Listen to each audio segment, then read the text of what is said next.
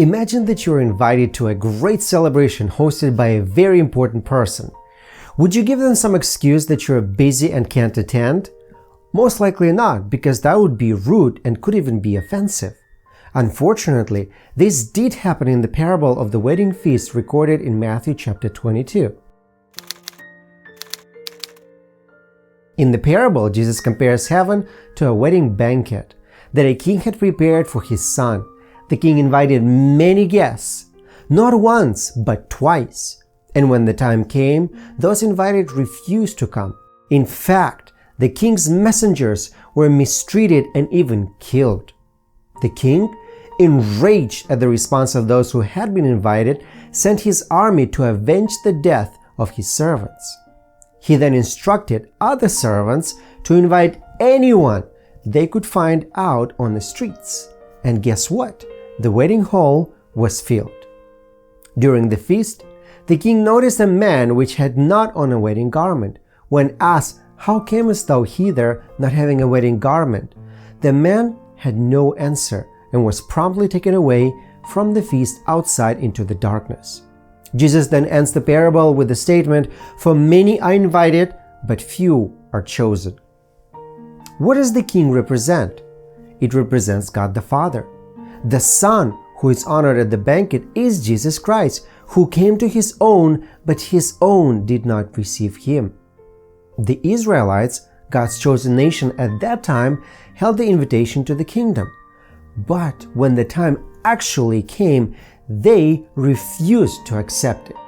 In fact, many prophets, including John the Baptist and later the disciples of Christ, were murdered because they brought the invitation.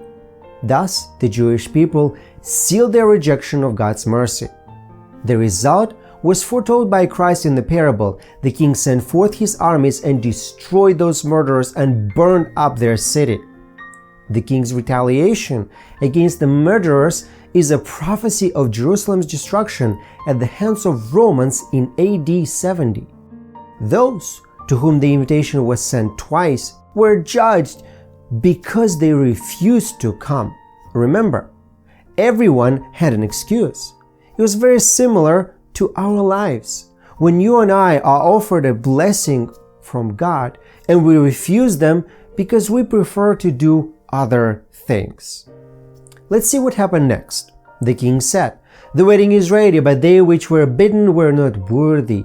Go ye therefore into the highways, and as many as ye shall find, bid them to the marriage."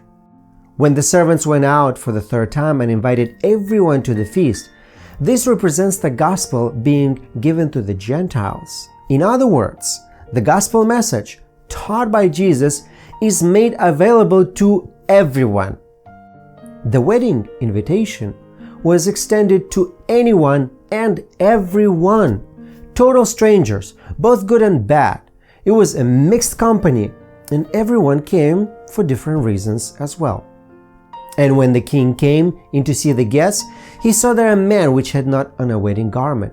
And he said unto him, "Friend, how camest thou hither, not having a wedding garment?" And he was speechless. What does the garment symbolize in this parable? It represents the righteousness of Christ. Everyone was provided a wedding garment as a gift from the king. By wearing it, the guests showed their respect for the king. When the man refused to wear the garment, his real character was revealed, and learned what an offense it was when he was removed from the celebration. What does it mean when the king examined all the guests? The examination of the guests represents the work of judgment. Guests at the feast are those who profess to love and serve God. But not all who profess to be Christians are true disciples. We extensively covered the meaning of true discipleship in our previous episodes. Check it out if you haven't already. Before Christ's second coming, it will be decided who is allowed to stay and who is to be taken out into the darkness. By this parable, Jesus demonstrated the inadequacy of self-righteousness. From the very beginning, God has provided a covering for our sinful character. When Adam and Eve tried to cover their shame with their own garments, God took away their handmade clothes and replaced them with the skins of sacrificed animals. Just as the king provided wedding garments for his guests, God provides the righteousness of Christ, and unless we put it on, we will miss out on the wedding feast. Righteousness is right doing, and it is by our works that we will be judged. The works show whether our faith is genuine.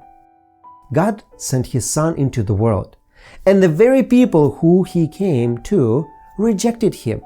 And as the result, the kingdom of heaven became available to anyone who will set aside his own righteousness and by faith accepts the righteousness that God provides through Jesus Christ.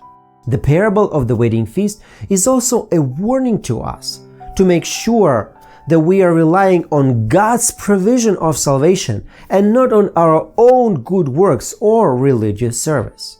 And this can only be done by strengthening ourselves in Scripture daily.